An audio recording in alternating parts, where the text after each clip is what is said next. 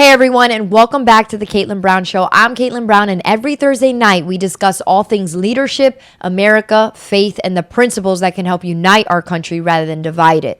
Tonight we have a lot to discuss. First off, one of the most heartbreaking stories unfolding this past week comes from Venezuela, where twin earthquakes struck near Caracas, causing widespread destruction. Buildings collapsed, communities were devastated, and countless families have been impacted by the tragic loss of life. My biggest ask is that if you can get involved in any way possible to help the people of Venezuela by connecting with your local church, communities, or organizations that are actively working to bring aid and resources to Venezuela. I know that anything counts in a time such as this. This uniquely happened on a normal evening at 6:04 p.m. on June 24th. The first earthquake measured a magnitude of 7.2, and just 39 seconds later, a second, even stronger magnitude 7.5 earthquake struck, making it a rare seismic doublet. Two major earthquakes occurring almost back to back rather than a main earthquake followed by a typical aftershock.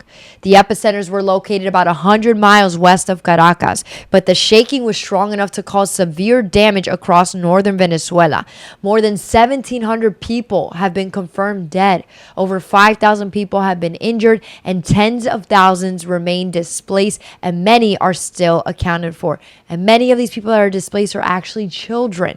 Okay, many different countries have come together to send personnel and resources to help Venezuela, including the United States. The United States has stepped forward by sending urban search and rescue teams, deploying humanitarian medical supplies, committing more than $300 million in relief assistance, and working alongside international partners to aid recovery efforts.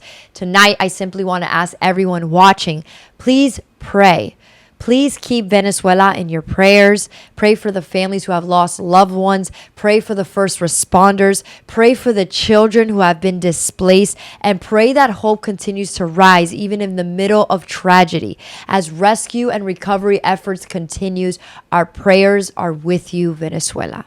Now, before I get into my predictions for the 2028 presidential election and which candidates I believe will run, let me first cover a few updates from the White House regarding Iran. So let's jump right into it.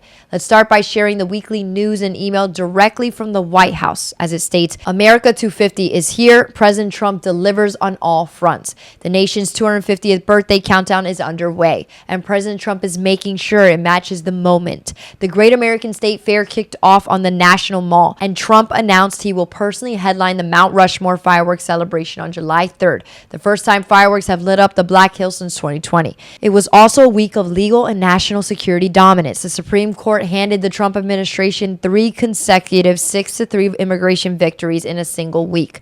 TPS termination, green card enforcements, and more. While oil prices fell to $70 a barrel as Iran peace talks continued to advance in Switzerland, U.S. forces eliminated a senior ISIS leader in Syria. And for the 13th straight month, not a single illegal immigrant was released at the border. America is winning on every front. Now, once again, this week has reminded us just how fragile peace can really be. President Trump once again ordered military strikes against targets in Iran as tensions in the region escalated.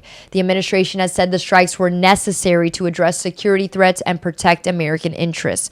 Regardless of political views, I think all Americans can agree on one thing. We pray for peace, we pray for wisdom from our leaders, and we pray for the safety of our service members and everyone affected by conflict overseas. We just want this war to be over.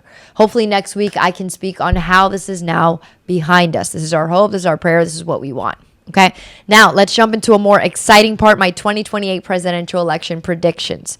Now let's switch gears and talk politics. This is simply my prediction, not an endorsement.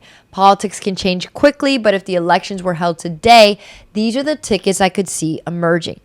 For the Republican prediction, my prediction is Marco Rubio for president and Vivek Ramaswamy for vice president. Why this could work? Marco Rubio's extensive foreign policy experience, strong communicator, and very high level of emotional intelligence. I have yet to see him crash out even under intense pressure. I mean, the guy is he's steadfast and he's committed, he's focused, and he works very well under pressure. I have also noticed how he upholds a decent amount of respect even when he strongly agrees with someone. Even if slander and negativity is thrown his way, he handles it very well, and he is a very composed leader. He focuses heavily on American strengths abroad and economic opportunity at home, emphasizes family values, national security, and American leadership.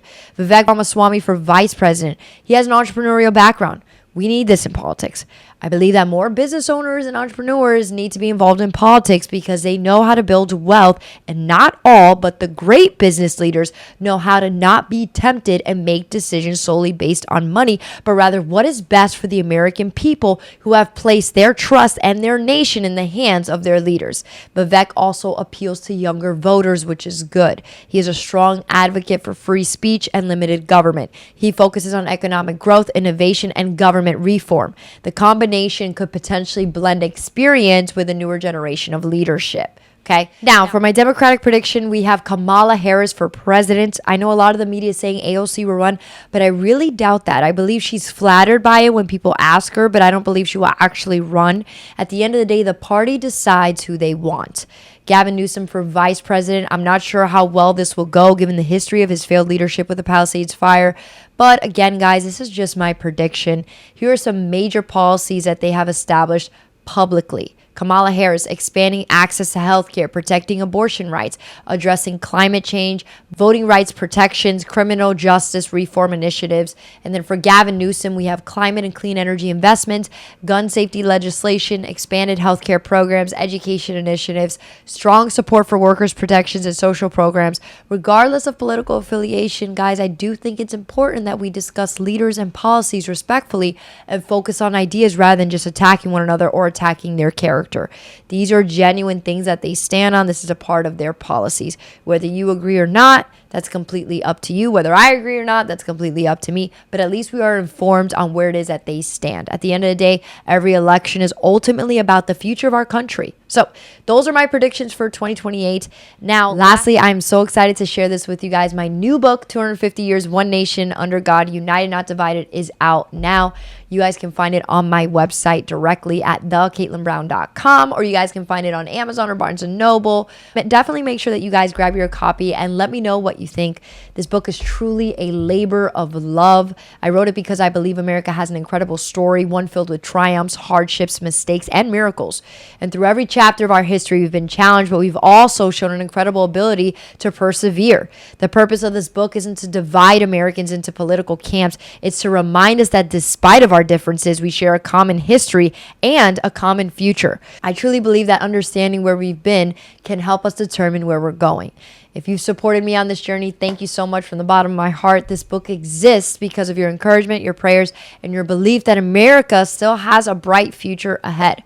And as we close tonight, please continue to pray for Venezuela. Stay informed, lead with kindness, and remember that even in difficult times, we are stronger when we seek understanding instead of division.